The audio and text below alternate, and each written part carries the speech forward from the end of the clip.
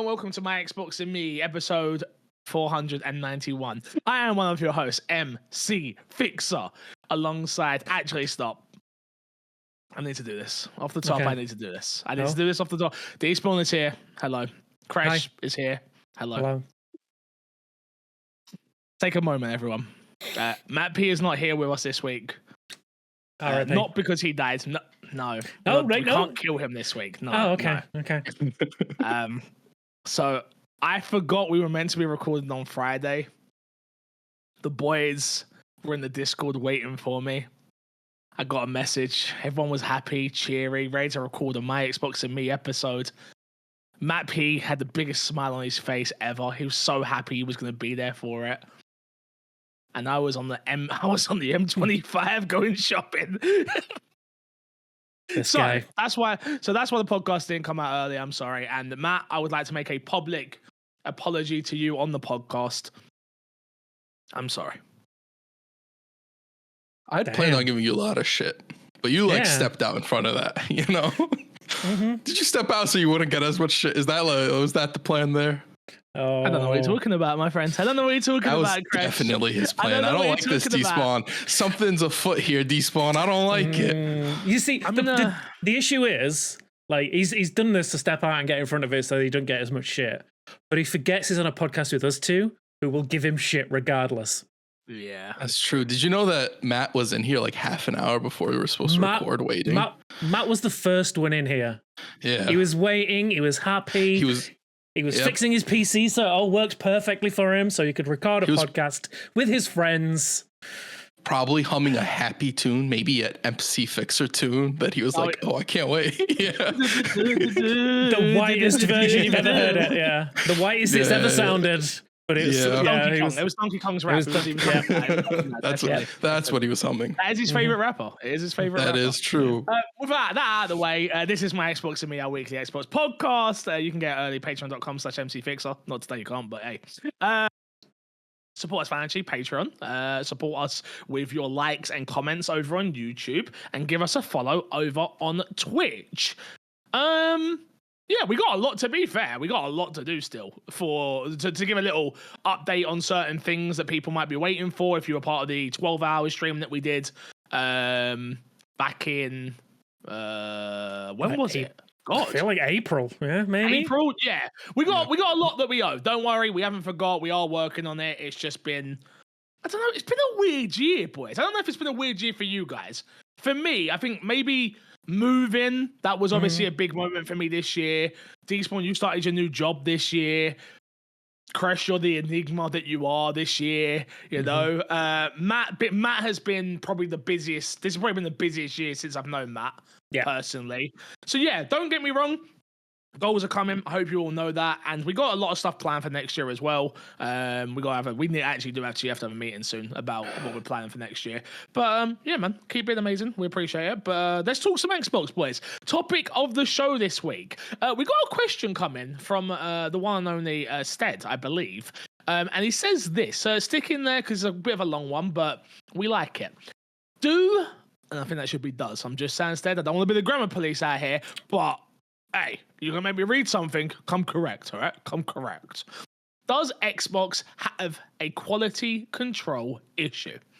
Look at games this gen. Halo launches features incomplete. Isn't received that well. Forza Motorsport launches features incomplete. The light on the content, while it's a service game, you need enough there for people to keep coming back. And it didn't have launch or much of a believable roadmap.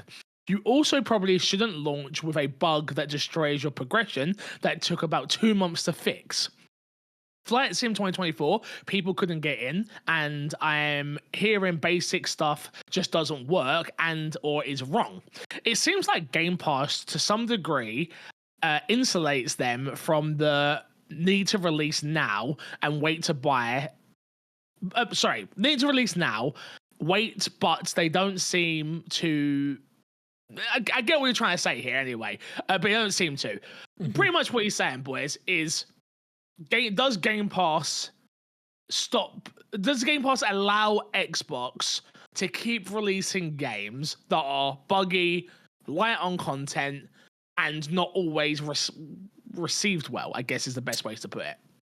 I think he's saying Xbox should like actually be from his words. I just want to put Stead's thoughts out on it from this is that Xbox, like the Game Pass, should be insulating from that. They should be protecting them from that. The need to release before games are ready. This is what I'm reading.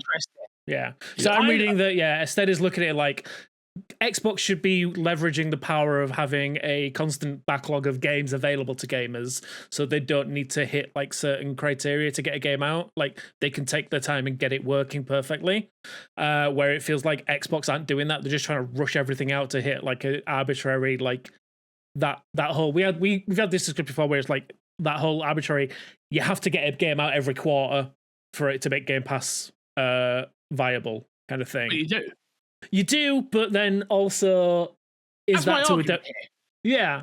Like the argument is that Xbox have set a rod for their own back and they're like, we promise this game every quarter so that you'll always have a first party title every 3 months. But if it's at the detriment of the quality of the game, is it really worth it? I personally don't think it is, because again, it makes like Stead here is given plenty of really good examples of games that have released broken, no roadmaps, like I say, like game-breaking bugs even, with the same data issue. As like, these are the kind of things that Xbox should be just, take a bit more time with it. Because again, you are supposed to be a first-party major developer. Like, have quality titles that reflect that. I think it's kind of a die if you do, or die if you don't. Damned if you. There you go. That's the phrase I was thinking of. You're kind of screwed regardless which way you go for it. Like Xbox does need to put out games, because if you don't have those first party games, you're kind of pushing people away from the ecosystem. Game Pass is a great service, but the reason people jump into Game Pass is those first party exclusives, right?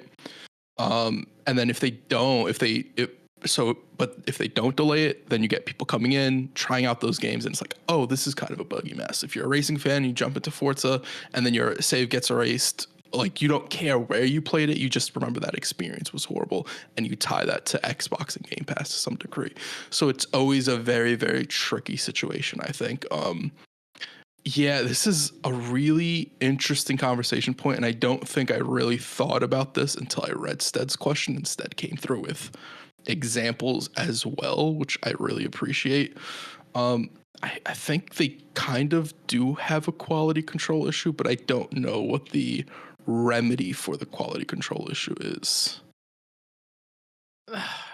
The remedy for it is like Despawn said, right? It's take more time. Don't focus on releasing once a quarter, and focus on releasing good quality games when they're ready. The problem is that costs money, and that is something that we know every game company doesn't like to do. Spend more money, because things are costing more and more and more and more.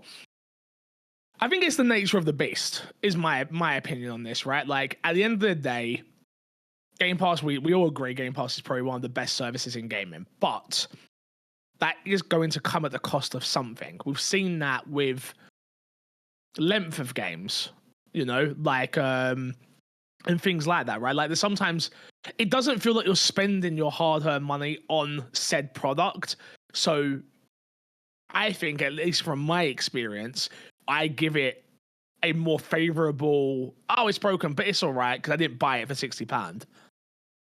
And maybe that's just a me thing, but that is definitely, and I think Xbox play up on that as well.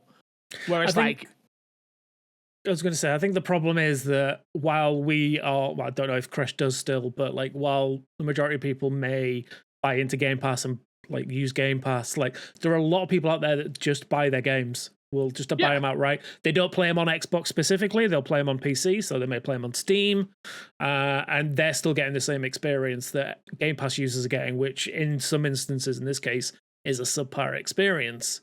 And I think, I bet you any money they have. Well, not I know they have the metrics. Numbers. They'll know exactly what the numbers are behind that and where they can get away with it, right? And that's what they're doing. But here's the problem: should they be getting away with it? And this isn't like a trying to get us one over on us. It's like, you know, they're cutting corners to kind of get games out or whatever. Like, I know developers work really hard, but at the end of the day, you know, take that extra time. The thing is, when you look over the fence, as it were, at PlayStation, who, when they do release a first-party title that they've taken the time to release and work on, 9 times out of 10, it's a 10 out of 10 game. That's not true anymore. I think I bet you, we should have this discussion. I'm not saying now is the time to have it, okay, but we're coming, you're think about the statement you just made. We're coming off the back of Concord and Lego Horizon. Neither of those titles are 10 out of 10, and one made up an entire studio. Wait. It's second party. Concord is first party, yeah. First party Lego's not. Lego's second party. Yeah. But to be... Go on. To be fair, I don't think Sony was ever a 10 out of 10 studio, because even if you go back to their days where they were releasing hits after hits, they had smaller studios putting out games that were 8 and 9s. I think attributing Sony to only being 10 out of 10 10 out of 10 studio is unfair. Yeah, to the studios, to what Sony does now, but also to the competition. When you look at what Xbox does, I think there's a lot of 8 or 9 experiences Xbox puts out that's fine. I think it's those games that are supposed to be the 10 out of 10s. I think they did. I don't think they do anymore. And I think that's what I like about this question so much. Okay. When once upon a time, let's go back 2 years, right? A Forza game comes out, and again, we're not in the Forza community like that, right? But Stead is. I know that's why this holds so much weight, right? As Forza comes out, we all go, yes, 10 out of 10, don't worry about it. Pass, move, gone on, done. Now we're hearing stories that Forza Motorsport isn't a 10 out of 10 because it's come out and it's a buggy mess which isn't feature complete. Cool, that's one example, right? Hellblade 2 comes out. It's not a 10 out of 10. It's not a 9 out of 10. For me, it's not even an 8 out of 10, it's a 7. You know? Yeah, but I would, to be fair with Hellblade, I don't think that's a quality control issue. No, but I'm just saying. Yeah. I'm just saying, like, Xbox are no longer even the studio that are delivering 7s and 8s. They're releasing games that should be 10s. Or sorry, they're no longer releasing games that should be 10s. They're now releasing games that we expect to be a 7. And I think that comes off the back of it being in Game Pass as well. That's what I mean. Like, the experience is so come and go now. For a lot of people, which is kind of where the world is as well, by the way. Like, you go in, you try something, it feels like it's either the best thing ever and this is my thing, or it's trash. And I hate it. There's no longer, I think Vanguard is the perfect example for this, and we'll talk about it later, where like it's Dragon Age, Veilguard, sorry, not Vanguard, Veilguard, where it's a game that I know is a 7, I think is a 7, and I still enjoyed it from start to finish. And that's a perfectly okay experience. Where like now people have an experience and it isn't a 10 out of 10 or even a 9 or whatever, and they go, oh, they're not worth my time, done, see you later. On to the next one. I think it's a varying issues. I think, well, not issues, but like various things where it's like ease of access to so many games nowadays. Things like Game Pass making it so easy to just get in. PlayStation Plus as well gives you like regular games all the time. There's so many different avenues to get into gaming as well, whether it be like things like Game Pass, PlayStation Plus, Humble Store, giveaways and things like that. Like, it's so easy to like get in on the ground floor of gaming that like if the experience that you want isn't there in this one specific game, there's going to be 3 or 4 other games that will give that to you. And it's just, like, but then there is also that thing of like, I think like you say, like, because it's so easy to get into them, the expectation that everything has to be a massive 10 out of 10 hit is kind of, it's a bit of undue pressure on every game that comes out. Like you said, 7s are great. Yeah. I also think that we're getting to a point where like sequels were the safety net for a lot of studios. I don't think sequels are the safety net that they used to be. I think because people are like a perfect example of that. I think it is fresh. Numbered sequels are a good thing. It's the spin-off like a spin-off sequel in that world isn't no longer the guarantee it once was. But to be fair, you've had Dragon Age Inquisition did well. Yeah. Like I think it's just sequels in general. Oh, okay. People get attached to these franchises and then you get like a new game coming out for them. And it's like, you want that experience you had, especially as some of those younger gamers are older now. You're never going to get that experience, even if they recreate it 1-to-1. You're not going to go back to your childhood point where you had 20 hours a day to just sit down and know life a game. You don't have that anymore. So there's a bit of unfair expectations, but there's also quality control. The same people who made Dragon Age Veilguard aren't the same people that made Inquisition, aren't the same people that made Origins, right? It's different people. Fundamentally, the people leave, they go do other jobs. You're not going to have the same people in these studios making these games, but they're still constantly attached to that universe. And so it's harder and harder to keep pushing these games out, and the quality's never going to be the same. You're never going to get the same people doing the same type of narrative, creating the same type of world, because games are a creative endeavor, and you get the input from the developers that way. So I do think there's also sort of a small bit that's like a crash out on sequels, and I think a lot of what Xbox has done up to this point has been sequels as well, which kind of is a benefit, but it also hurts them to a degree. Like Halo Infinite, for example, like they couldn't really restructure the way they put out Halo because it is a Halo game.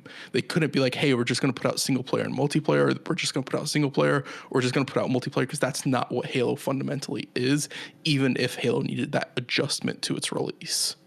And I think that's problematic. They put out the multiplayer first, didn't they? They put out the multiplayer. They worked on everything at once, is more so what I'm saying. Like they couldn't just focus on one thing. Yes. Okay, got you. Yeah. I understand. Yeah. At least when you're pulling faces. I'm trying to remember. I'm just trying to remember which one came out first. I'm almost certain multiplayer came out first. Multiplayer did. It was like a beta or whatever for free to play. Yeah, you're right. Yeah. I know my history, kind of. But to bring it back to the question, though, I guess the simple question to you guys is like, do you think Xbox has a quality issue, like a quality control issue? From the experiences you've had this year with Xbox titles, do they have an issue? Yes and no. So like I think there's clearly like a quality issue, but I don't think it's quality control. I think for me assumes that Xbox doesn't realize what they're putting out, and I think Xbox fully realizes games are missing stuff, games are buggy. They bought Activision for however many $1 billion. They need to make that money back. They're going to put out games and keep people interested in Game Pass, even if it isn't like long term. Yeah. They're like, we just need to keep you here until the next release comes. Yep. Even if it's not our first party release, it's whatever third party game we're getting onto the platform. And if you really look at Game Pass, a lot of the driving force for staying there has been third party up until Call of Duty came out, right? Yep. Call of Duty is a big push for it. That's first party. That's part of their big acquisition. And so I do think there is a quality issue. I don't know if it's quality control, because I don't think they're like, hey, this should have been a banger, but it's not, unfortunately. I think it's just like, hey, this isn't going to be a banger, but we just need to put it out. Yeah, I think it's very much like, I think like Chris says, it's very much a case of like they hit a point of diminishing returns where they need to get something out the door now rather than later. So they are taking the hit, which I think is short-sighted, because eventually we're going to get to a point where, if we're not already there, where people look at Game Pass as being like that. It's a place where just Xbox just drop their games to die kind of thing, where it's just like, die may be a strong word. Die is definitely a strong word, but it's very much like, it's a broken game, but it's a free game. So, don't worry about it too much. But at some point, like, somebody's going to turn around and come up with a viable alternative to Game Pass that includes games. I don't think they are. They don't have think it's the war chest. It's the war chest of losing money at the. You got to remember, just real quick. You got to remember. Remember, Crash. Do you remember when I had all those codes? Yeah. And they were just handing out 3 months of Game Pass to get people in. That all those years ago. And think about it, I had my connections, and I was very lucky to have gotten what I got. But Xbox were able to take the hit on that, where only Apple. I think they're maybe the only other company that I could, and they don't do business like that, by the way. But because they're more of a boutique brand, like you will pay $1,000 for our thing. But I just don't see another game company being able to take the hit like that. Yeah. To build the brand awareness like that. Yeah, I'm gonna say like the only one that springs to mind that could, if they wanted to get into that space, and I never think they will in a full capacity, is Amazon. Yeah. Like maybe with Luna, because I know that they're pushing that on Twitch at the moment. Like whenever you log into the main homepage, there's a big Luna button at the top. Yeah. Like I could see them making that kind of push, but like you said, there's not really a dedicated gaming company that would, or even like you say, someone with a dedicated gaming space to the level that like Microsoft have Xbox. Like we talk about it all the time. Like obviously PlayStation keep beating Xbox in the sales markets and all that kind of stuff. But if they wanted to, and if they were available, Microsoft could probably buy Sony. Oh yeah, obviously that's not even a question. It's just like but it's that's not even the question. Yeah. I also think like the quality issue isn't only an Xbox issue; it is an industry issue. Mm-hmm. Yeah. So it's more so like there's for sure like an Xbox quality control issue. There's like to a degree, but there's also like an industry wide issue. And you look anywhere, you even look at Sony's quality has dipped, like Fix was saying. You just see it everywhere. It's really like these higher ups, and it's post-COVID where it's like we're making a lot of money, we're gonna dump a lot of money into this, and we're gonna make a lot more money. And it's like, oh, the money's not coming in. Well, we got to put these products out so we can make more money, and it's sort of like a downward spiral. And at some point, I do think it'll sort of flatten out, but then it'll take a little bit a while to rise again after that. So I do think we're kind of in this state for a little while longer. 100% agree. Good question, Stead. We appreciate it. Thank you. Let's get into what's been in our box, boys. What have we been playing? Chris, we'll start with you. What have you been playing? I played Balatro. Congratulations. How is it? It's really good. It's really, really good. I don't think you'll like it, Fix, but it's really, really good. There's a reason I haven't played it yet. I love the whole Game of the Year? Game of the Year. I think it deserves the nomination it got. Is it my Game of the Year? No, I don't think it's my Game of the Year. I think the Joker system, the way they sort of like, I want to say revolutionized, but I don't know if it's necessarily the right term, poker. I think it's very interesting. I learned more about poker and playing Balatro than I have ever known when I've played poker. Anytime I have, I kind of just go off the cuff when I play poker. This game kind of made it where it's like, oh, you have to learn what you're doing if you want to continue going on. I really enjoy that it's a roguelike that sort of lets you sit with the game sometimes, where it's like, I don't have to do anything. I can think everything through, where I feel like a lot of roguelikes are very snappy, and it's like, oh, you got to keep going and you got to keep moving. You don't really have time to stop and pause.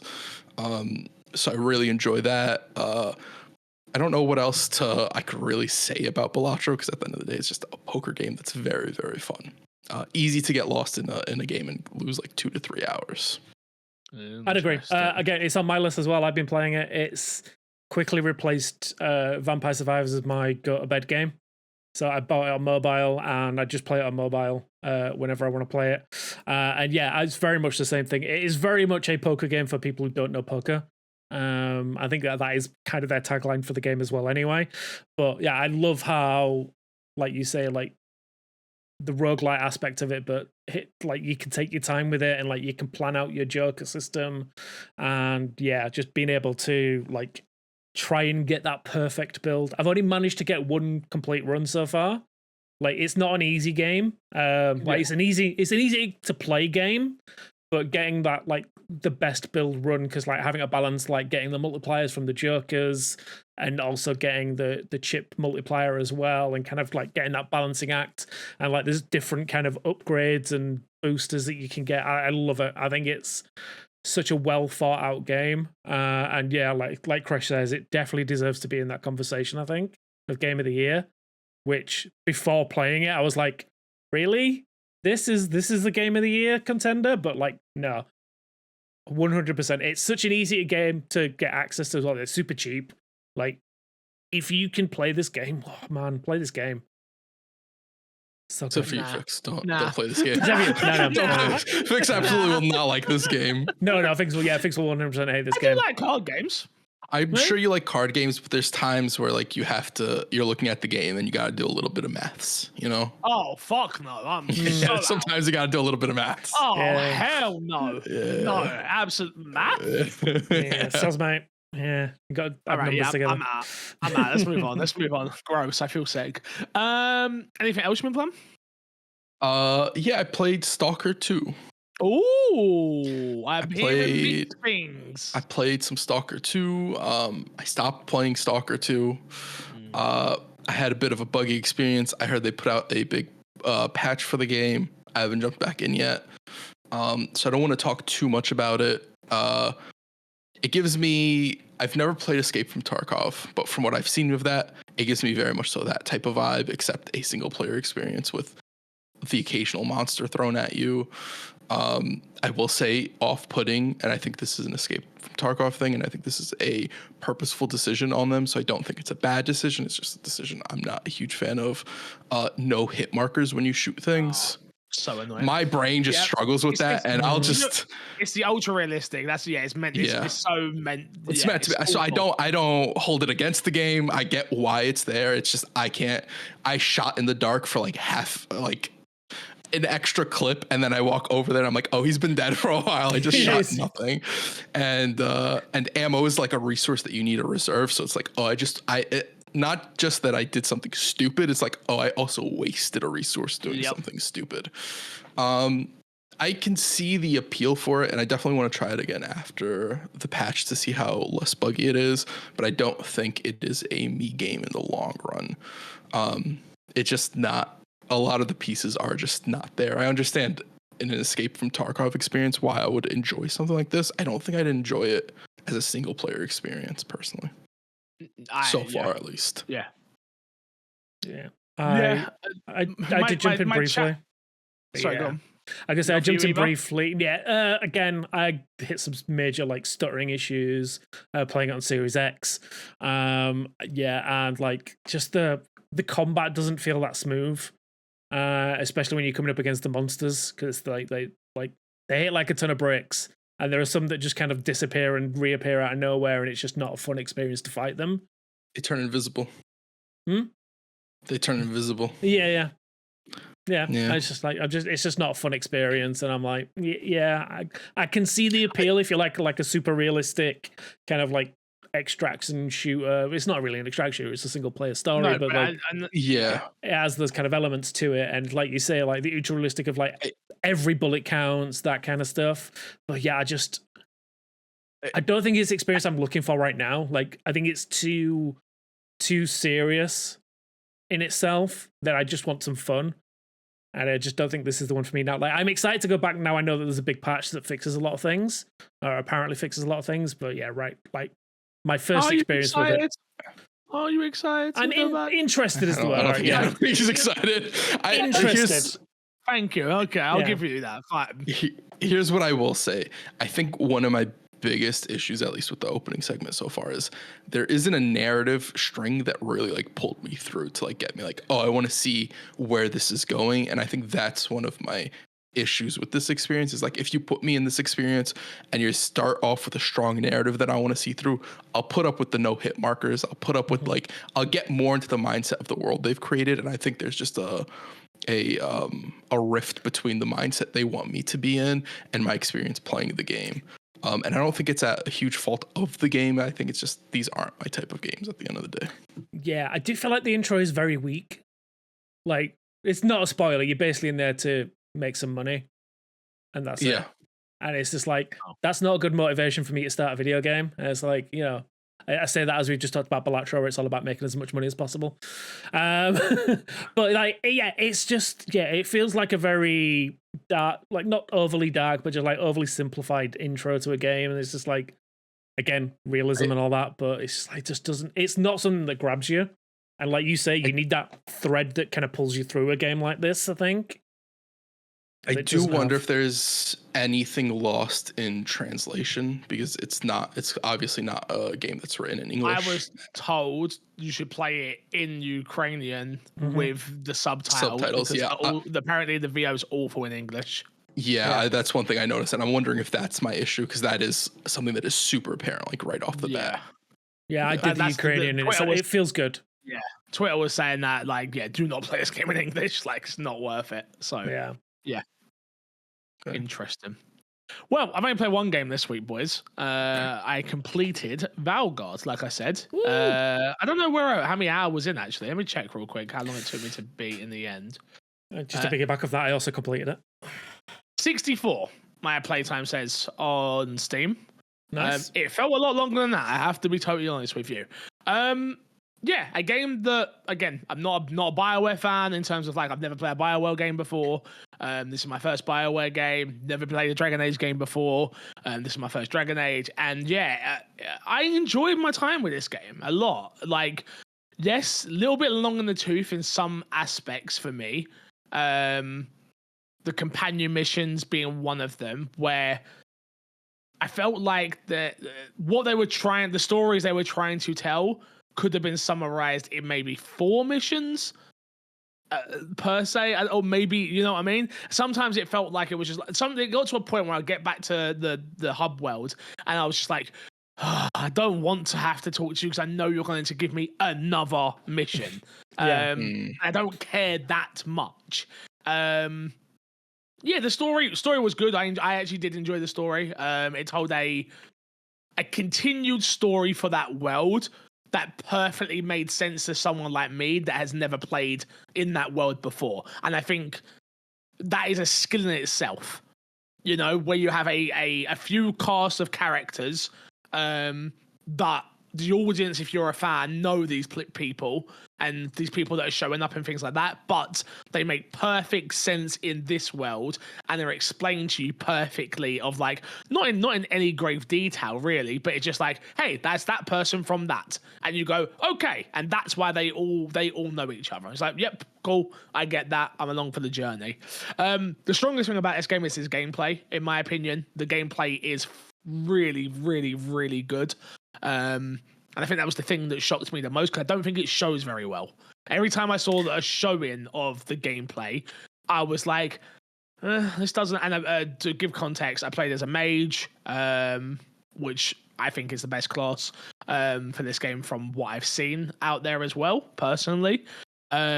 And yeah, just really, really, really had a good time with it. From the start to the end, had a good time. Obviously, I was streaming it, which was always a better experience for me with these big RPG games, just because my chat fills in the blanks for some of the information that I may or may not know. And yeah, I don't want to spoil it at all for people who haven't played it. I think it is the perfect SAO game.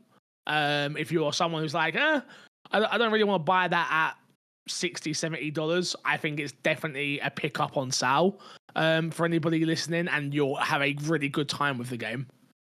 Question: if they're playing on PC, is it worth getting a Origin subscription or whatever their service is called? It is now for a month or whatever. It is now. It wasn't when I was playing because it crashed. And maybe it might have been a my PC issue. We're still not sure about that. You had a few issues, right?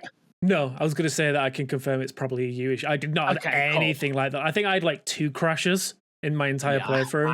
I had like 2 crashes an hour. Sometimes it was bad. Yeah, no, I had I would say I've had no issues beyond any other game that I've had on PC with this one. Like, and again, I was playing on high all the way through, and it played perfectly fine.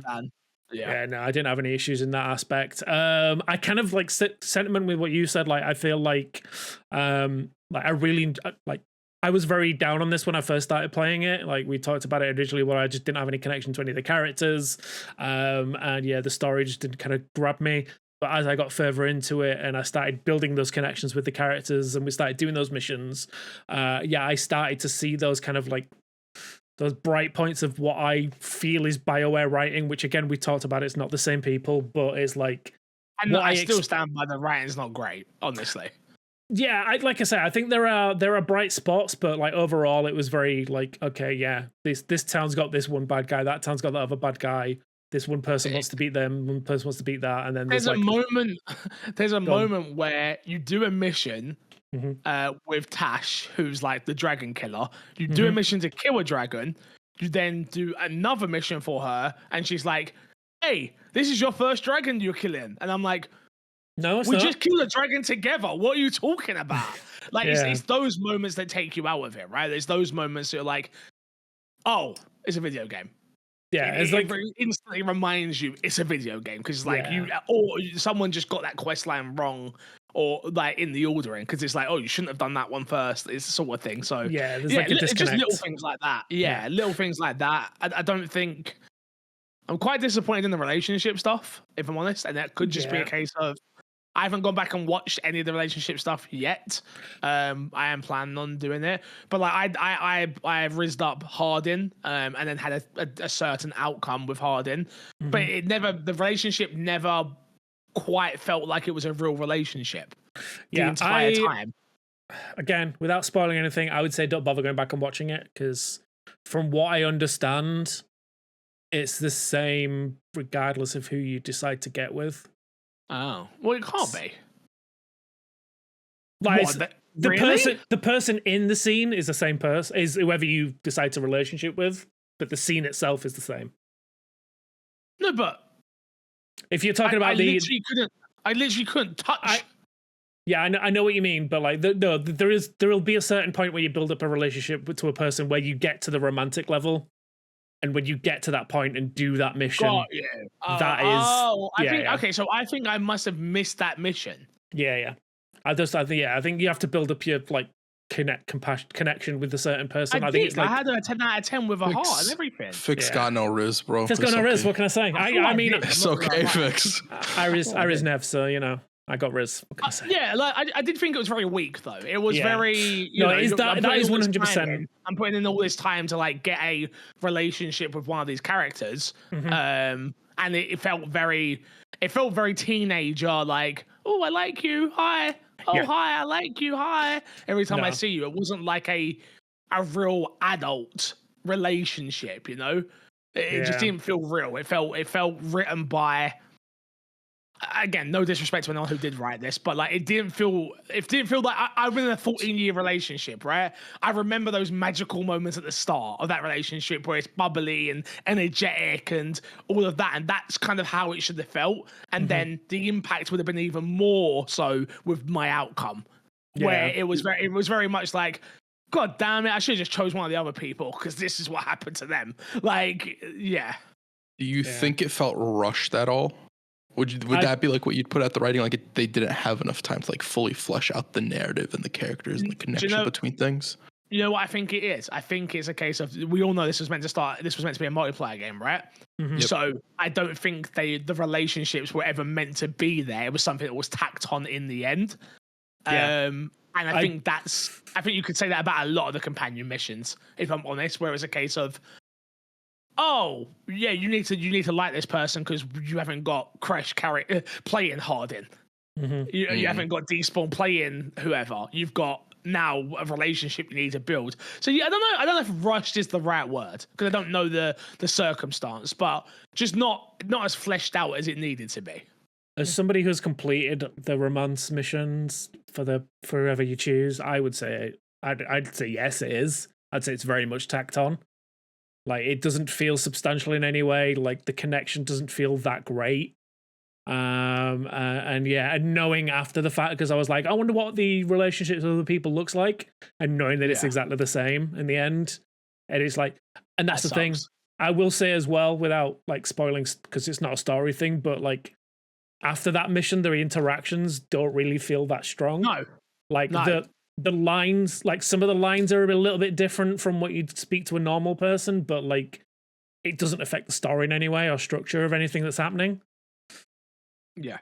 But yeah, like overall, I'm happy that I played it because it's one of those games where I think for me, I'm probably not going to get to it now, but it was between this and Dragon's Dogma.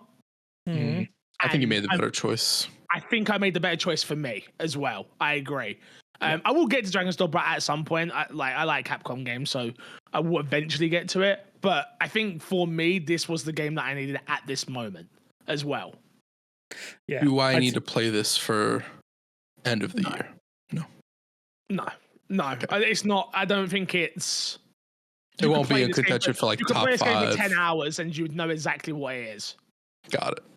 To be honest with you, it's probably, I'm very much like, you need to complete a game. This is one of those games that I'm like, you do not need to complete this game.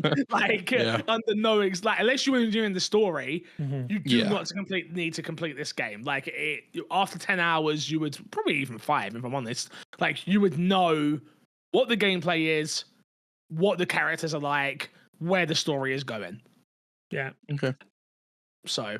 Yeah, a good opening though. Like we were talking about openings of the other ones. I did enjoy the opening of this game, which it felt a little bit rushed at the start, where I was like, "Oh, this feels kind of jolting," because I don't quite know what's going on. But it actually comes together really well when you get to the end. Yeah, which D-Sport knows exactly what I'm talking about. No idea. Not saying a thing. Yeah, no. I like I say, by the end of it, I really enjoyed the story, and I really enjoyed the characters at the end. Like. I do agree that there were maybe one too many missions for each character for the companions, but I feel like the stories that they told and how personal they were by the end of it for some of them, like some of them were just very throwaway. The others were really cool though. Like I really enjoyed what was his name? The necromancer. Oh yeah, he was one of my favorite characters. Yeah, like I really enjoyed him, but I really enjoyed his story and like the troubles that he had and all that kind of stuff. Weirdly, wrong word entirely. I hated Tash at the start, and she ended up. They ended up becoming one of my favorite characters in the entire game. Yeah, they initially felt very just like when I was saying like characters felt wooden. They were a prime example of that.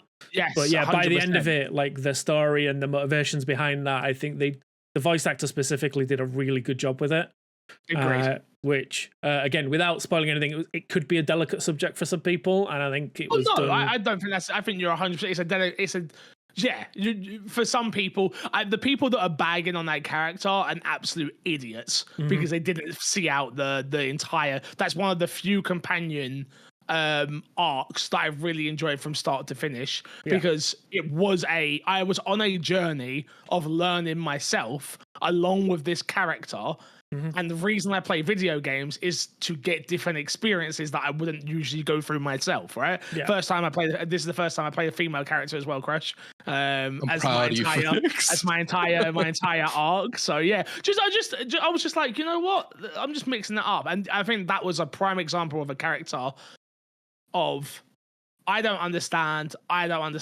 Oh, this makes sense. And then seeing the pain of not just I'm gonna make sure I word this right, obviously, not just the transitioning of the character, but the emotional side of that with parents and things like that. I enjoyed it. I really did enjoy it. So. And just a final note, I do want to just double down on what you said at the beginning. Like the combat is fantastic. Oh yeah. I think if you are the kind of person that loves like min-maxing a build, this is a great game for that. Like I think because you said you really enjoyed the mage build. I really, really enjoyed the rogue build. I think it played very differently from watching you do mage, and so much as you did a lot of long range attacks and a lot of beam attacks and things like that, whereas I was like getting up close, using status effects and kind of building out like this really cool necro bleeding build that was like just really fun to use and like you like really dealing into like parry attacks and things like that. It's like I think they did a really good job with the gameplay that is very hard to show off. Yeah, I think that's the problem. Yeah, makes it that much harder, right? And then all the negativity around it as well that just didn't help. Yeah, it's a weird one. It does feel like a game designed. That's what I think the only issue I have for it. And again, this is not specific to anybody, but it does feel like one of those games that were designed for like we want everyone to enjoy this, and then for some people that is a huge turnoff. Yeah, well, we don't care about that. And again, and I'm not. See, I disagree with you there, and I'm not talking specifically about Tash either. I just mean every single character is like it felt like a. Oh, we needed this. Instead of building out these fully fledged characters, we need an archetype. Yeah, exactly. But yeah, enjoyed it a lot. All right, D-Spawn, you played a lot, so talk to me. What you been playing? So completed Veilguard, played a lot of Balatro, started Silent Hill. I don't know if I'm going to finish it by the end of the year, and it's not a gameplay issue. That game makes me motion sick every time I play it. I don't know why. I turned it off. I turned it on. I tried it both ways. It doesn't matter. Like within like an hour, I feel like I have to sit down and, well, I'm already sitting down, but I feel like I have to stop and look at the sky for 5 minutes so my head stops spinning. So I just got to the. We all know he's in the game. Pyramid Head. Oh, okay. So you're far enough in then. Yeah. I've got to the point where you step through the red or the door. Yeah. That's all I'll say. You know what I mean. But yeah. I don't know what it is. It's like just something about it. I don't know if it's a frame rate issue or something, but like it feels fine when I'm playing it. I'm playing on PC. That's a frame rate thing then. Yeah, I don't know. It feels fine. Like I've locked it to 60 and stuff, so it's not like it's juttering all over the place or anything. Like performance-wise, it feels like it's playing fine. What I've played feels good. It feels very much like an old school survival horror game. It is 100% a modern control version of a classic Silent Hill game. Which just removing the tank controls from what was already there. I'm liking what I've played so far. I think if I do, when I go back, I will go back, but I think it'll be in short stints, and I've replaced it with something else at the moment, which we'll talk about in a sec. But like, it's weird, like, because knowing the story and like knowing where it ends and stuff, it's a strange experience coming into it, and it's like with it being a game that's like the story itself is like 20 years plus years old. It's such an interesting game for me that I don't know if I'm like, I don't know what it is about it, but I'm not feeling like when I said like I might have to stop playing it because it's making me ill. I was like, I'm not that upset. Like I've not been that grabbed by it at the moment. Like I know there'll be some free sit-ins before I was like, oh, okay, I'm enjoying this. Yeah, I mean, I'll get to it. Like I'm sure I'll get to it. Like I like the combat. Like I think it's serviceable for right now. Now that I've got a gun and stuff, and I'm running around and popping people, it's great. There are actually those moments which, like, I don't think a lot of modern survival horror games do very well, in the fact that, like, ammo conservation feels very important in this game. Yeah. Compared to some other survival horror games where it's very much like you can just get as much ammo as you want by a certain point. It does until it doesn't. Yeah. But like right now where I'm at, it feels very like, it gives me those like classic old school survival horror vibes where it's like, I need to decide if I'm going to shoot this person or if I'm going to run or if I'm just going to try and melee them. And like, depending on like the story point you're at or whether you're in a puzzle element and stuff, like, those decisions kind of have a little bit of weight to them. I did find one moment where I was basically lost for like maybe half an hour. I had that multiple times with this game. Without spoiling it, basically there is in fact, no, I'll spoil it because it annoyed me and it doesn't really tell you, and I had to look it up. And it doesn't spoil any story, so don't worry. But there is a puzzle where you look through the back of a wardrobe and see a safe in a weird room. Yeah, you can push that wardrobe. Yeah, I didn't know that. Got stuck there as well. Yeah. I had to look it up. Oh, you haven't got to the one I got stuck to. I wonder. Wait, or have you? Have you done the apple hand? Yeah, I did the apple hand because it's the apple hand that. That's what got stuck. I got fucked, bro. I kept going and I forgot to look at the other one because they're the exact same. Pissed me right off. I got the apple. Well, I got the apple straight away. But like, what the? Okay, I've got an apple. Cool. Exactly. And it's like, but then I saw the wardrobe. And like, I wonder if I just put it back on there. But then once you do that, distinguish between the two of them. Yeah, it's so hard because you have to run backwards and forward. Like this game loves you backtracking. Oh yeah. By the way, like, this game loves a good backtrack. Sense. Yeah, I mean, survival horror, they love a good backtrack. But yeah, like again, if you are in it for the authentic, like old school survival horror vibes, like go for it. But yeah, like I don't know, man. Like, if you are like me and get motion sick sometimes, like this game does it hard to me. I will say, if you would have been better on console, maybe. I wonder if it was like locked at like If it was locked to like, I know you're 60. locked. I know you're locked right now, but like, I don't know. Maybe I don't know. Yeah, I don't know. Maybe I was just malnourished. Who knows? But yeah, I will say, audio like is probably like the best part of this game right now. At the beginning, like I feel like the way that I love disagreeing with you. It's great, yeah, but no, I feel like the way that the radio plays into it felt like obviously the radio is like a kind of it's kind of a sense of like enemies are nearby. And then like combining that with that kind of picking up and like you're in the fog running around the streets and then all of a sudden something slithering out from underneath a car. It's like, I think it set that kind of like, makes you slightly unnerved as you're playing it. I mean, you know what the problem with that, guys? Go on. I compared this game to Resident Evil 2. Well, that's your first mistake. It's not Resident Evil 2, yeah. But that is the barometer for me. I mean, but like, I think, to be fair, I think Silent Hill's always had that issue. Like, it's always been the alternative to Resident Evil. Whereas, like... And they're drastically different games, really. Yeah, the way I look at it is very much like Resident Evil is that Hollywood blockbuster-style horror movie, whereas Silent Hill's like the art house film. Great. You've perfectly summed that up. Mm-hmm. Perfectly. I'm proud of you. Look at me go. All right, what else have you been playing? I want to hear something else. Talk to me. I have been playing. I played a bit of Astro Bot, just more of that, just jumping into it, just to try and kind of clean up some more of the collectibles.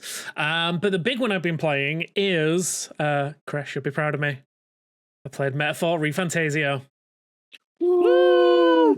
Crash, you'll be proud of me as well. Did you play it? Why did you play it? I have not played it. Oh, okay. Why'd you say I'd be proud of you? Why should you have to say that to me? I knew you didn't play it because if you played it, it would have been the first thing you talked about because you would have been so excited. Like, I played this game and I hate it and I'm never playing it again.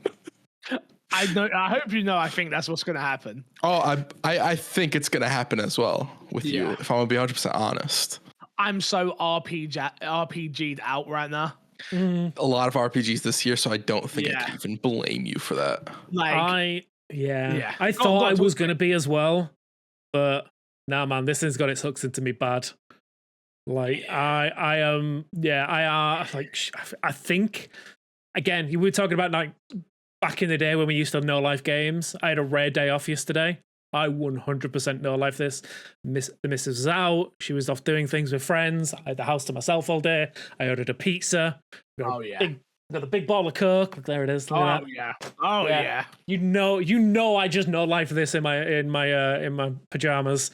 Man, this game is something special. Like I've always found it hard getting into Persona games, and honestly, like this is kind of just another Persona game, but it's so much more special in the world that feels a lot more expansive.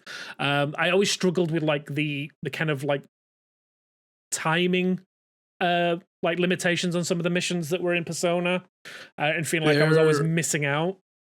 They're more lenient with everything time related in this game, 100%. And they also let you know where you have to be for something. So if you have a connection with a character and you want to grow that connection, you can pull up the list and it'll tell you, oh, this person might have something for you and you should be around here if you want to meet them. So you're not wasting like your daytime trying to go and talk to them and interact with them. They do that very, very well in this game, I feel like. Yeah. Well, I think even better than that, you don't have to go find them. You can literally just, when you get to a certain point, you can just fast travel straight to them. Yep.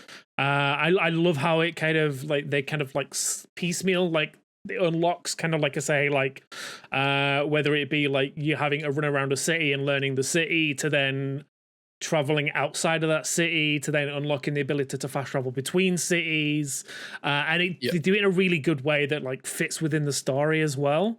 Again, it looks beautiful. I mean, we can all agree on that. Like, if you like anime, you're gonna love the look of this game.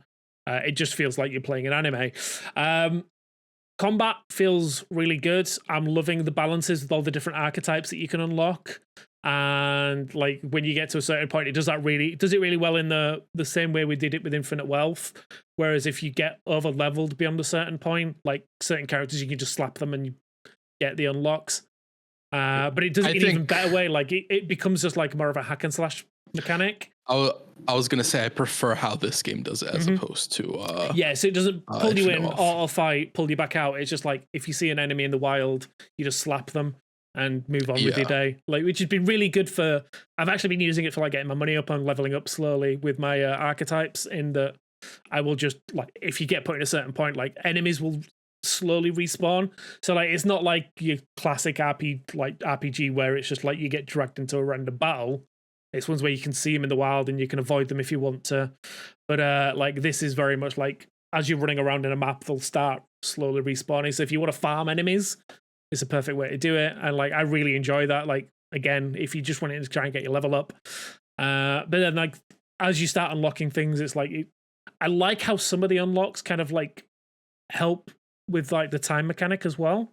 Like I've just unlocked the ability to cook without it affecting time. Yep. So like it's a similar thing with Persona where you can do something during the day and something during the night, and then it'll progress the day. And like certain missions have to be completed by certain days.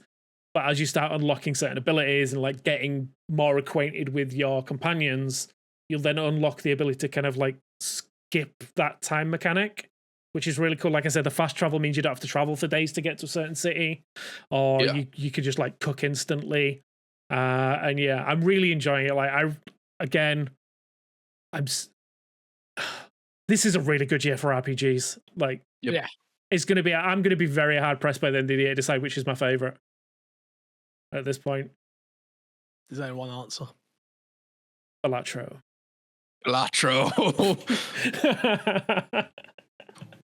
No math. And I have to play this, right? Yes. I think you have to start play the demo. Yeah, play the demo. You'll know. You'll know by the demo. I want to. I think I've got it. I can play the full game. I've got it, but we'll play the whole game. Yeah. Well, we'll see. Christmas. This screams Christmas over Christmas break. That week just before we come back for New Year. Yeah. And like I've got Haley's off. I'm off. I'm trying not to work every hour under the sun. Downstairs, under a heated blanket. Boom. This is the perfect game for that. Like this is like I don't know what it is about it, but it's very much that one more mission mechanic for me of like the game is like, right, so you hit this point, it's like, yeah, but you just do that one more mission, you just progress to the next day. It's like, well, you're in the next day, so then it's a daytime, so you can do a daytime thing that you wanted to do. It's like, oh no, now you're in the nighttime, so you might as well do that nighttime thing that you wanted to do, and then you can fast travel to that character that I want to level up the relationship. But then I can level up my courage over there. And then it just does that very very well. Like, have you beat it yet? Yeah, I beat all the games I've played this year. I don't believe you somehow. We all know that's lies. Have you beat this yet? Yeah, I beat it. You can't be telling me it's a Game of the Year contender and you didn't beat it. How many hours? All three of my Game of the Year contenders I haven't beat. Oh no, let's shut up with that fix. We're cutting that out. What? We're cutting that last year. What was Game of the Year? No. I'm not saying. Okay. I'm not saying you can't. Okay. I'm saying you can't. You said you can't. I'm saying you gotta beat a fucking video game. How can you chat? I just want a chat. Jesus. They're streaming it. Yeah. Wait, we're not supposed to go live. Oops. What's up, chat? Podcast listeners, I just want to know something. Can you really trust a man if he doesn't beat a video game? I'm just gonna leave. What was your Game of the Year last year, Fix? God, what was it last year? Might have been Baldur's Gate 3. It was Baldur's Gate 3. Complete that yet? Can you really trust a man who doesn't beat game? I mean, I do beat games. No. But your Game of the Year last year, did you beat that? When you put Elden Ring in your top 10 of the list, did you beat that? I was right though, wasn't I? I was right though. Did you beat? But that's not. No. Now you're changing. But did you beat it? But did you beat it? I was right. But my question is if I should be able to trust you right now. That's what I'm asking. I'm asking, should I be trusting you? I didn't say you couldn't put it in your list. I was just saying. No. I just want to know if I can trust. I'm not talking about list. Right? I just want to know if I can trust you right now, Fix. Of course you can trust me, Crash. I'm a very trustworthy person. I play lots of video games and I beat lots of video games every single year. No doubt about that. And that's a fact, Jack. All right, let's do some news this week. Not too much to talk about because we missed missed last week. Got some old news to go over, but here we go. Phil Spencer, that's not going to work. Phil Spencer, cautious about working with licensed games. Speaking with GameFile newsletter, Spencer talked about some of the complexities that it comes with when making licensed games, especially when it comes to putting them on a subscription service. Quote, we've seen it in racing games let me try one more time. Let's reload it, all right? Just edit that part out. Thank you. We've seen it in racing games that have to get delisted because you lose certain licenses, Spencer said. So I'm always very careful if we're going to take on a license that we're doing it for creative reasons, that the team has a goal around what they want to do. I think... End quote. Another quote. I think what we'll see in Indiana Jones is a team that really loves Indiana Jones and that world. The story is, to me, one of the strongest parts of the game. The way you feel like you're Indiana Jones from a first-person perspective. And then he goes on to say, so it's clear that something they wanted to do, but for us, given the intellectual property that we own, I'm a big fan of using IP that we haven't even revisited. Yeah, I mean, we all know this already, right? We've seen this with obviously racing games and you know, Rock Band and whatever it may be. Whenever you get license involved, it becomes a gigantic headache. I'm learning that more and more and more and working in the industry with like some of the background checks and things like that I have to now go through just to play a game, to be the face of, hey, I am playing said video game. So yeah, it's interesting. I don't really want Xbox to do licensed stuff, to be honest with you. I thought it was weird when they did Indiana Jones at the moment. When it got announced, I was like, I think we all remember. I was just like, why? Right. Yeah. Yeah. Now it's coming though. I mean, I can see a lot of people get excited for it, but it's very much a case of like, is this really like Xbox's expertise? They've got so many decent IPs they could be working on. Like you said, like they've said it here. Like, I mean, I just want to point out IPs that they own now. Like, where's my banjo? Where's my banjo? God damn it! I just want to point out, we very heavily talk about let developers do what they want to do, and what you're saying right now, Despawn, is very much so. Don't let developers do what they want to do. They can't be trusted. Make a banjo game. Yeah, can't be trusted. That's what you. Yeah. Get back to it. I think it's hard, right? Because I look at Machine Games and I look at Xbox's IP that they own, which they own a lot now, obviously. I don't know what makes sense right now. I don't think another Wolfenstein makes sense. No. Right now, like I feel like they've left that in a really good place where, like, even after India, I don't think they need another one after that. I think something else and then a Wolfenstein would be good. But yeah, I'm interested. I have to say, I'm interested to see how this comes out, especially with indie, because I think it will set precedent for Xbox moving forward if it doesn't perform. Yeah, because just the license alone is going to cost a fortune. Yeah, do we think it's going to perform? No. Like, I think I've talked about this. Like, every time I see this game, I get less interested in it. Like, that gameplay deep dive they showed recently was like a big one for me, where I was like, oof. Didn't they actually come out with a statement in that, being like, it's not so much about the gameplay, it's about the story? Yeah, that as well. It's like, did that happen? Cool. Yeah. Ooh. It's like they were saying like, I think they were like, we've got 4 hours of cutscenes in this game because the story's the focus. It's like, yeah, that's it. Yeah. Yeah, if I wanted that, I've got the Indiana Jones box set. You just watch it. I was about to say, you just watch a movie or two and you're all good. I mean, the scene where he fights the Nazi underneath the airplane is like one of the best scenes. Like, I just watched that over. It's fine. Every single one. Yeah, that happens in every single one. There's one where he does it under a plane, and then there's one where he does it on a tank. Yeah. And sorry, I was getting confused. And then there's one on a bike. Oh, okay. I would really love to know what number they have to hit. And we'll never know this sales-wise for this to be a success for them. And the partnership. So not just like Microsoft, like, oh, we're happy with this, but more so like Disney being like, oh, we're happy with this. Disney's Indiana Jones, right? Yeah. I mean, Disney on everything. Yeah, it'd be one of it's either Disney or Xbox or Amazon. It'd be one of three things will happen. Either one, we'll get a sequel. Two, they'll be straight back on Wolfenstein. Three, the studio will be closed. Jesus, no. I don't think the studio gets close off from Indiana Jones. The studio's not getting close. Stop it. It's just the way this industry's going at the moment. It feels like that is a very big possibility. No, stop it. I'm just naysaying. The studio's getting relocated. We don't call it getting close anymore. They're getting relocated. They're getting merged with Activision. They're going to become a new Activision studio. Oh yeah, number 4. They're working on Call of Duty. Yeah, there you go. Working on Call of Duty maps. There you go. I see. The next Call of Duty is I'm going to say the next Call of Duty is a World War II one, and it's just Machine Games doing it. Perfect.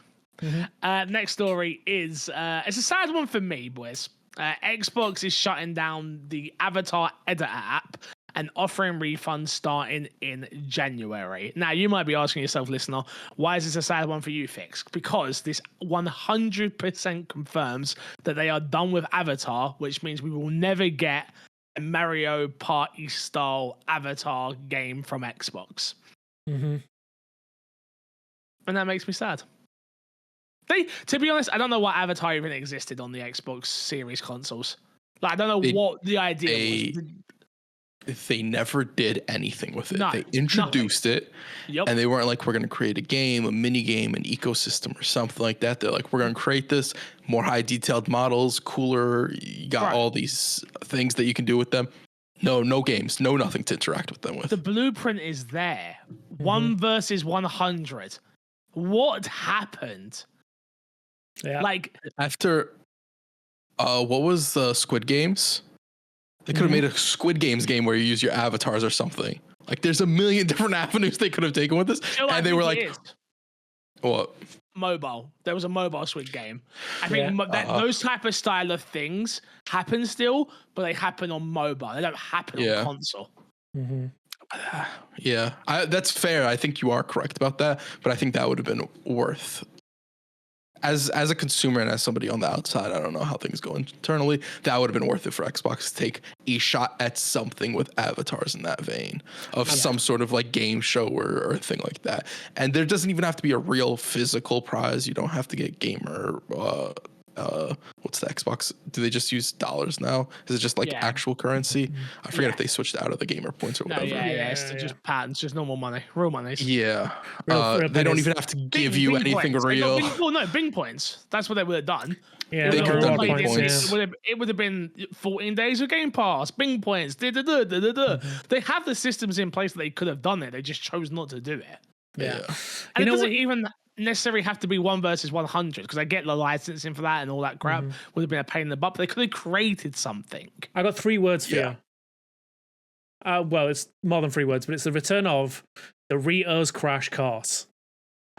Bring it back. That was good. That was good for 1000G, but that's about it. That's all we care about. How dare you? No, that was great. I love Doritos Crash Course. The reason for the shutting down, by the way, in the FAQ was quote. Low engagement and a shift towards delivering other player experiences. So yeah, I don't really understand how it could have higher engagement to customize a character that you never see on your dashboard, never see in games, never seen anything. Like, what was they expecting? If I ever wanted to find out how to like look at my avatars, I think I'd have to like either look it up or literally go through the whole thing looking for the editor. Yeah. It's ridiculous. No, I agree. Crazy. And then last story this week, boys. The Witcher 4 has entered its full-scale production Cyberpunk. Sorry, wait. Let me start that again. CD Projekt Red has said Cyberpunk has also hit 30 million copies sold to date.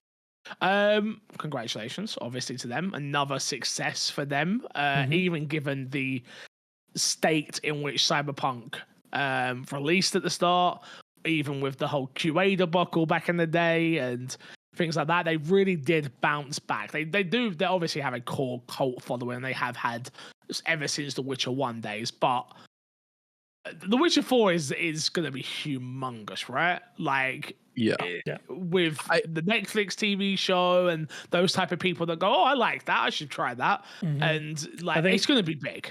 Is this also the one where they're switching to Unreal for it as well? So not using a proprietary engine, so they're not using the CD. But Projekt no Geralt, Red right? We're not playing as Geralt.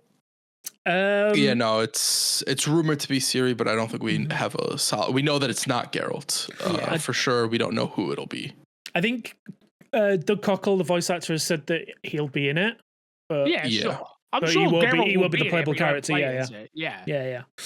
But no, I'm excited for it. Like genuinely, like Witcher 3 is fantastic. I loved for all its like issues, I loved Cyberpunk, especially the DLC as well.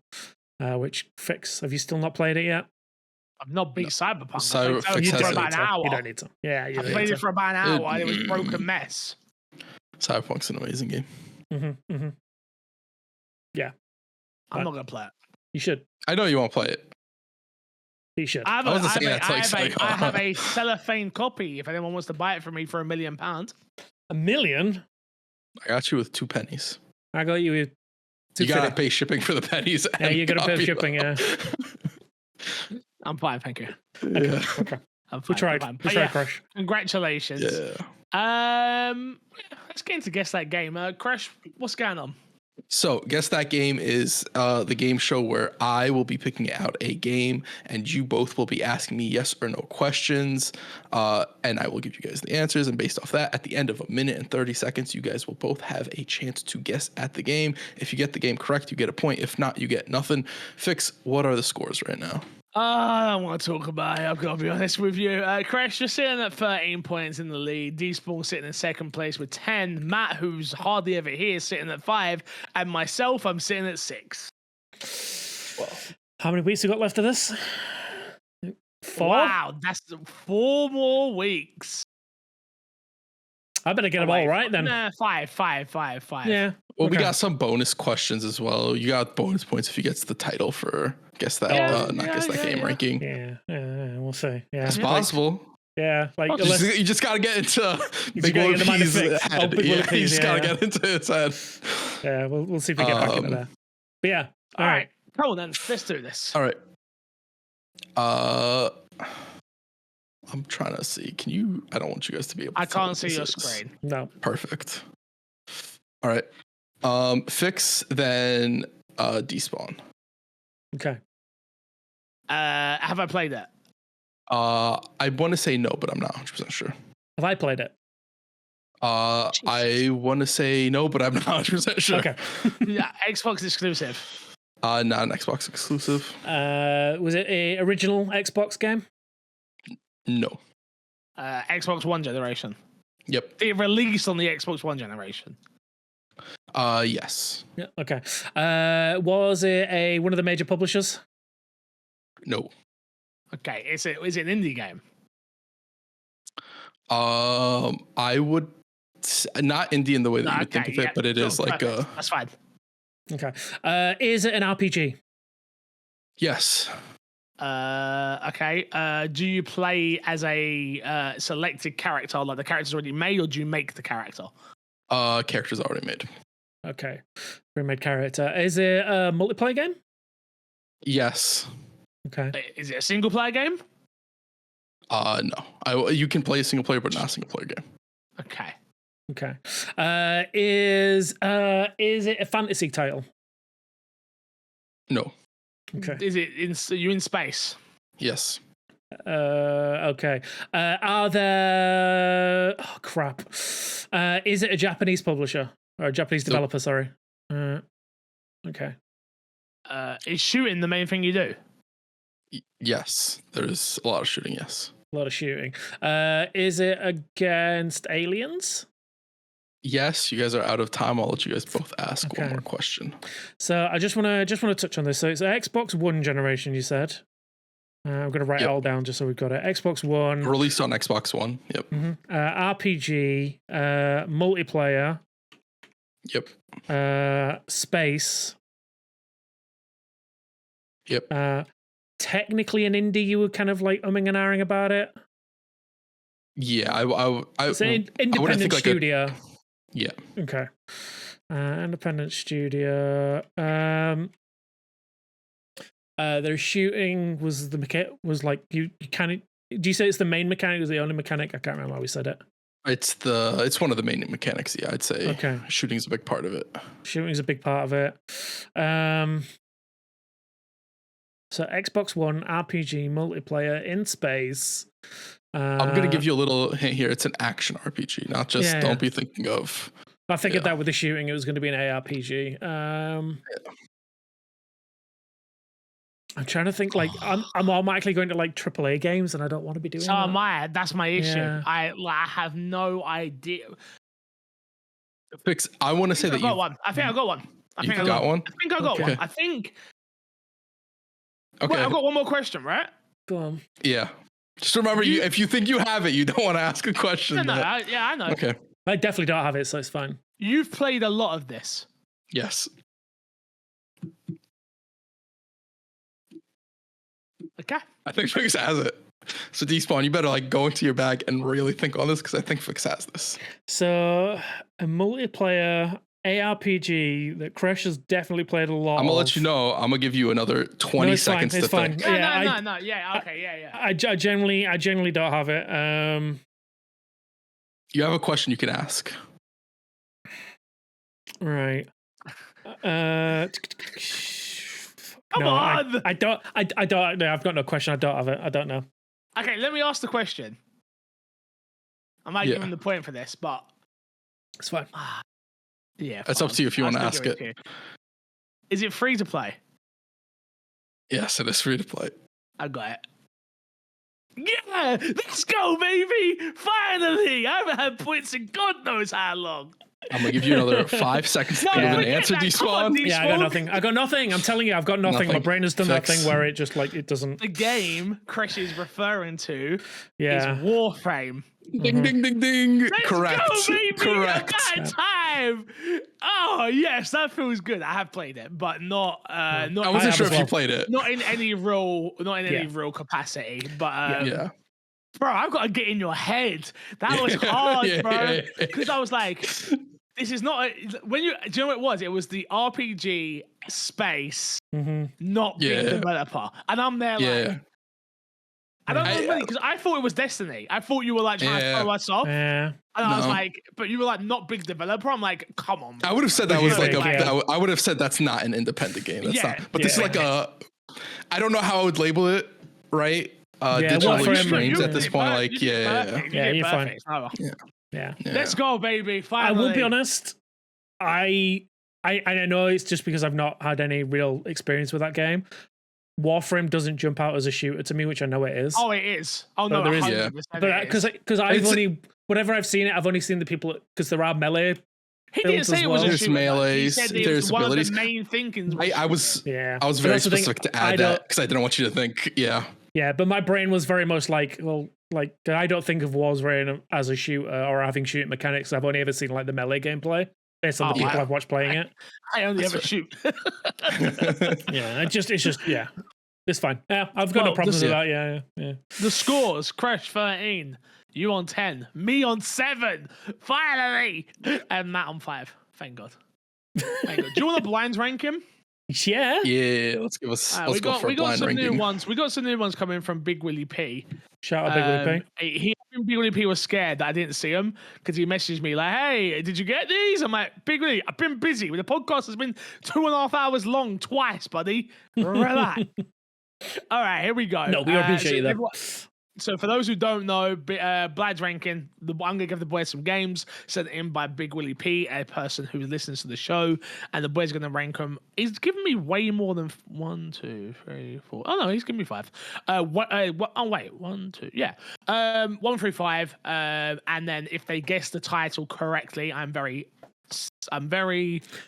on the ball with the title. I'll give it a bonus point, but we'll see.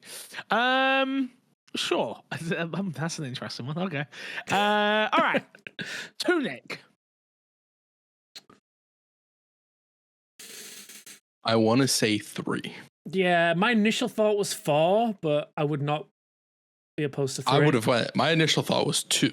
Okay. Because Tunic's like very beloved, but it is. But yeah, I don't know. Again, I think 3 is like a safe like starting spot with Tunic because depending on what this list is, because like if you start throwing Zeldas in there. Yeah. Okay. I'm cool with locking 3. Yeah, 3's All good. right. All right, Tunic at 3. Death's Door. Oh, okay. 4. Now is Death? 4 I'm or gonna 5. say, yeah, I'd say 4. I think it is. Okay. It's also very beloved, but like not as Tunic. I think. Yeah. Any guesses right now? Yes, but I'm not saying out loud just yet.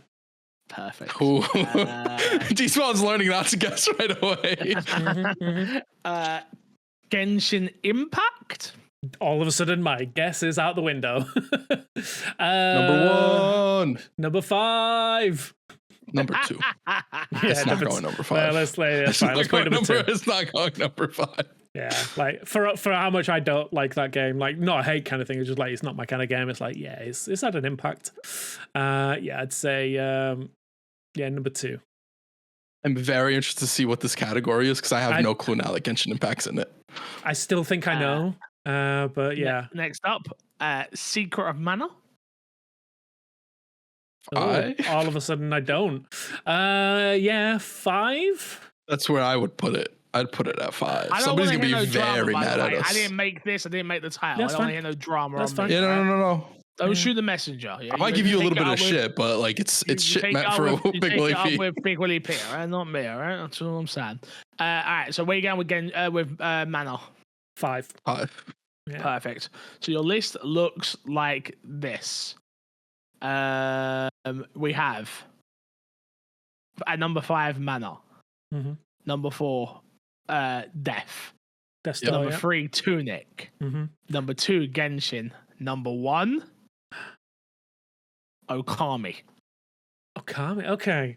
I'm not mad at that. No, that's Not fine. the worst list. Okami's loved by a lot of people. I've never played not it, the but worst. Not the worst. So I think this is top 5. You're already out. Yeah. Don't even bother that sentence. Yeah. Yeah. Wait, you should have let him finish the rest of it. Because every other word might be exactly what it is. Go on then, Phil. Go on then. Zelda-like games. Top 5 Zelda-like games. Okay. I think I should have given you more of a reaction, so I know if I should go in that direction or a different one. Someone's like Fix knows what he's doing. Is Secret of Mana Zelda inspired? I don't think so. Think of the But I think you're right. Like I can see the Zelda stuff for everything. Maybe not Okami. You don't think so? Okay. Yeah, I'm definitely wrong. We should best Zelda inspired games. Minus the talk of the top 5 from Despawn's answer. Oh. Best. What'd you say? He says Zelda inspired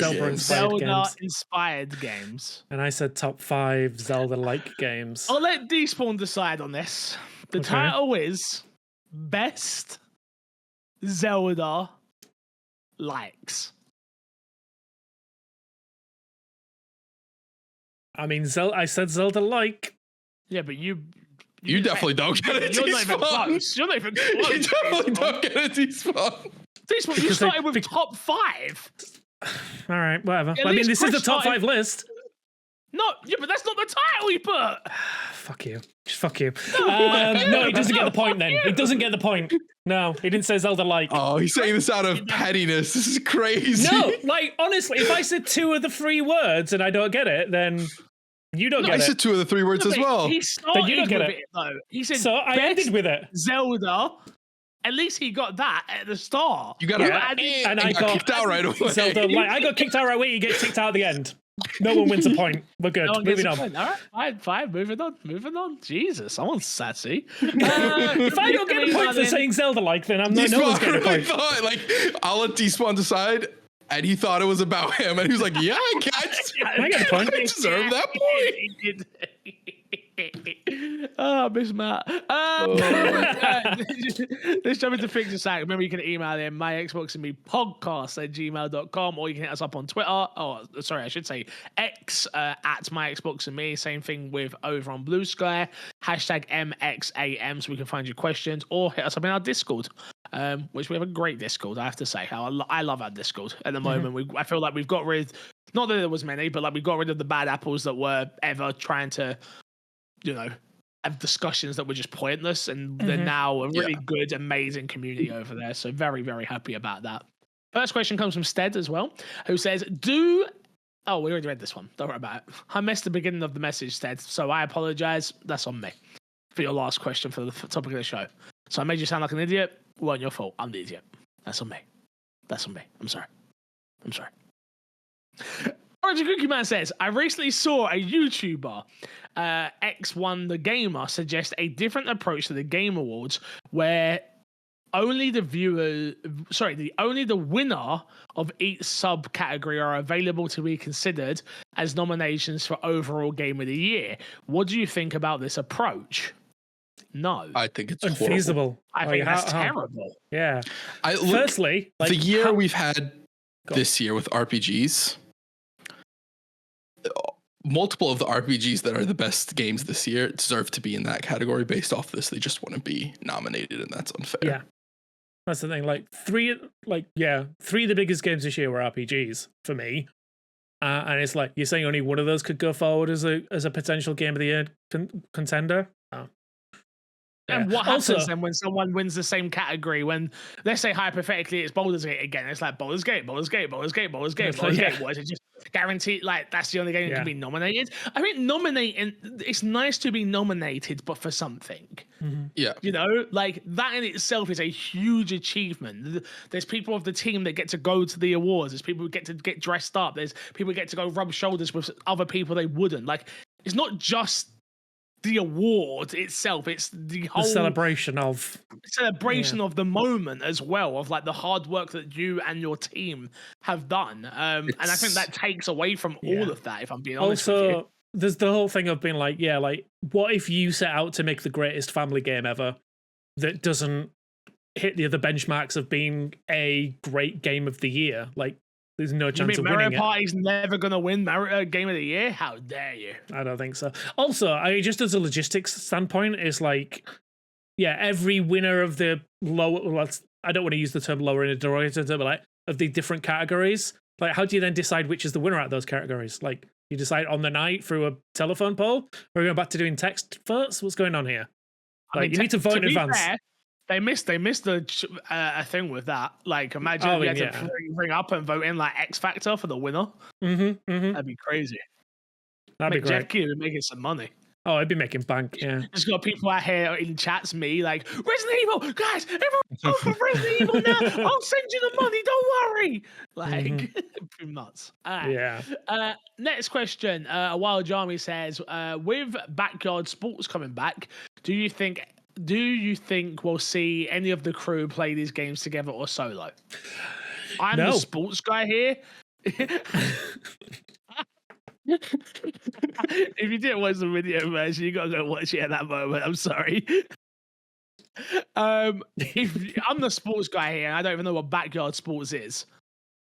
Like backyard baseball? No. Yeah, but I'm not American, so I don't care. Oh, I guess that's not. It's not a British thing. We had don't get me wrong, NBA Street and FIFA Street. Yeah, but it's not like that. Yeah, I know. But I'm saying like, but it's I don't think as the American. Yeah, as the American, gone. As the American, let me tell you, no. Yeah,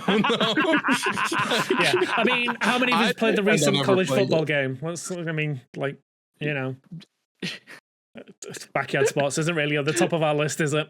No, unfortunately not. I've got Fantasio to play. I'm sorry, I'm busy. Orange Cookie Man's got a couple here, and he says, "Is it just me, or did the Stalker 2 devs invest so heavily in bug spray that they are no longer detected? I've only played recently, brief, but so far #no bugs detected." Clearly didn't play on day one then.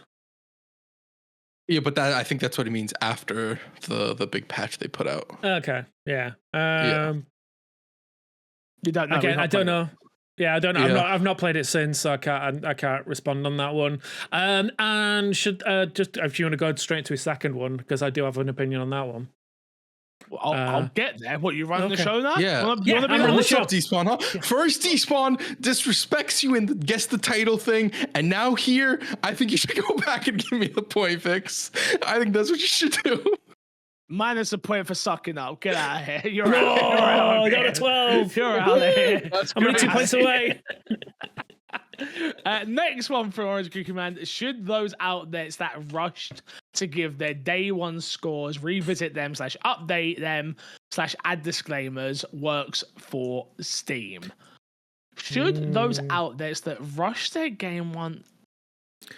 Look, let me just give you a little bit of context, and I'm pretty sure Despawn can do this as well. Reviewing a video game is hard. Like, to get the amount, I thought about it the other day. Like, the amount of time that you are given to beat and write a review for a video game is ridiculous. Like, sometimes you will be given a 100-hour game and they will give you the code with 3 days before the embargo. Infinite wealth. Well, no, but to be fair, that's on the creator side. This I'm talking about on the press side. Yeah, true. Yeah. On the creator side, it's a totally different ball game compared to press. Press get codes way, like right now, we know that press have Indiana Jones, right? Mm-hmm.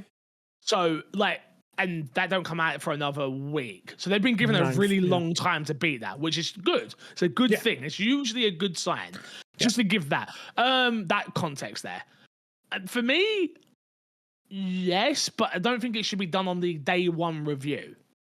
I think you should I think you should retrospectively go back and this was my opinion, and now this is my opinion. Sure. And I think you'll see that more with like YouTubers and stuff like that, where they're able to make a day one video of like, this was my opinion. And then a week later you see, oh, my mind was changed on this. Like if I reviewed Dragon Age after 20 hours, I'd have a different opinion to it there compared to the end of my 60 hours. Yeah. So, yeah. There's a big phrase especially in the review circles, of very much like, it's review the game that they release, not the game that they promise. Like, so like you say, they say they've fixed all these things in the patch after it's gone out, but like the reviewers didn't touch that. Like they didn't see that patch. They got the game that they were given, so they can only review the game they were given. Fixer's lost his mind. Oh, I forgot. I played something else. I didn't talk about it. Oh, next week. Gotta be next week. I played Star Wars. I played the Star Wars update. Oh, yeah, nice. Sorry, was it carry good? on. I enjoyed it a lot. Yeah, carry on. Sorry. Cool. But yeah, no, it's very much like, you can't review the game on the potential of an update. Like, you can only review it on the game that you get given. You can definitely update it after the fact. Yeah, I think, like, you can do a patch review, as it were. There's also the issue of re-reviewing a game, because that's what you'd have to do. You can't just say like, oh, those bugs are out of the game, this is the review I'd get. You have to remember the bugs affect your experience. It's like directly tied into the reviewer's experience of the game. So the reviewer would then have to go and find time to jump back into the game and sometimes play large sections of it to experience those reviews. Sometimes get to, oh, there was a really big bug at this part, let me just get back. Like, there's a lot of issues that go into that. That it's just logistically, like, I think kind of impossible to do like super well and be fair across the board. I think there's going to be some sort of unfairness to that in some degree. I do think updating review scores makes sense, but that's more of like a re-review along the lines or something like that. Like 3 months out, oh, this game's gotten a bunch of updates, you give it to somebody else to review, or that person wants to go and re-review it. I think saying like, oh, the game got updated a week later, go and update the score is just unrealistic, because that's the game that the developers gave them, and that's the amount of time the developers, if you give the reviewers like even more time with the game, they could be like, hey, this is what I really liked about the game, and this is my thoughts on and opinions on it, and they get to sit with it, and they get to sit with it and realize, okay, those are the bugs for the game, but this is what the game does really well. I just think in all, reviewing a game is a very complex thing, and I don't think changing day one scores off of a day one patch or whatever the case is very, very feasible. I think it's a lose-lose situation either way. It sucks that games get reviewed based off of bugs that might get fixed shortly after, but I also think it's unfair to expect outlets to go back and retroactively change them once the developers get fixes in. as well. I will also say that if a game is known to have bugs before it releases, those are usually covered in review embargo information. So generally, if like the developer knows, like, oh, we know this is an issue, so when it comes to reviewing it, if you hit this, know that it will be fixed on day one, or it's being worked on for a patch. Those things will be generally covered in a review. So 9 times out of 10, if you see a review and it mentions a bug, it will usually cover the fact that they know there's something coming in the future, so it won't weigh as heavily on the score. But yeah, like if there's something that's like is not covered and it's a bug that you unexpectedly hit, like you can only review it based on that. Yeah. Yep. All right. Let's plug, and get us over out of it, boys. Crash, what you got to plug this week? Podcast reviews. Leave your podcast reviews. I was going to say my fellow Americans, but I'm not going to say my fellow Americans. We haven't gotten a podcast review. Go leave your podcast reviews. Fix, do you have a podcast review? Let's have a look. No, we haven't had a new review in the UK since August. No. Some of you guys got to start bullying your nans a bit more, and I'm sorry to say it, but it's just got to happen. It's just got to happen. It's got to find somebody else's nan if you got issues with that. Like, yeah. Fair. Okay. Teaspoon. I'm gonna plug the Discord. I didn't realize you were letting me talk now. You know, I know this is your show, so.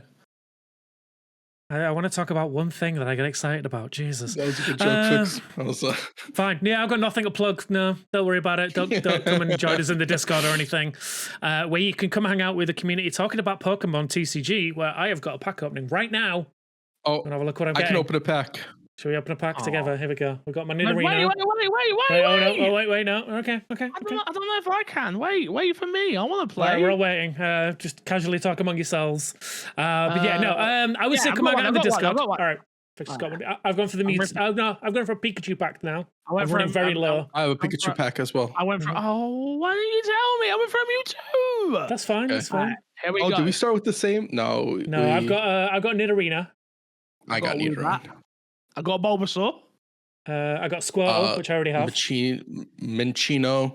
Cool. That sounds like a coffee. Mr. Mime. Ammonite. Oh, I got a Gyarados. Shelder. Just regular Gyarados, though. That's it. I got 2 Mr. Mimes in one pack. That's so... Yeah. Anyway, well. But what we're saying is, come hang out in the Discord where everyone is super excited about Pokemon TCG Pocket at the moment. I am super close to completing the decks. I think I've got, in fact, I can check. I think I'm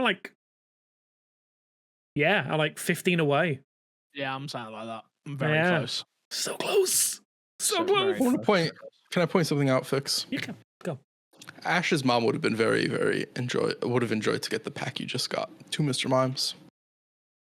Would have made her go crazy. Bro, I thought you were going somewhere else with that, bro. I can't lie to you. I thought you was going somewhere else with that. Like, where did you think I was going? Until next time, we'll love you, leave you, and see you later. Secret word is Mr. Mime.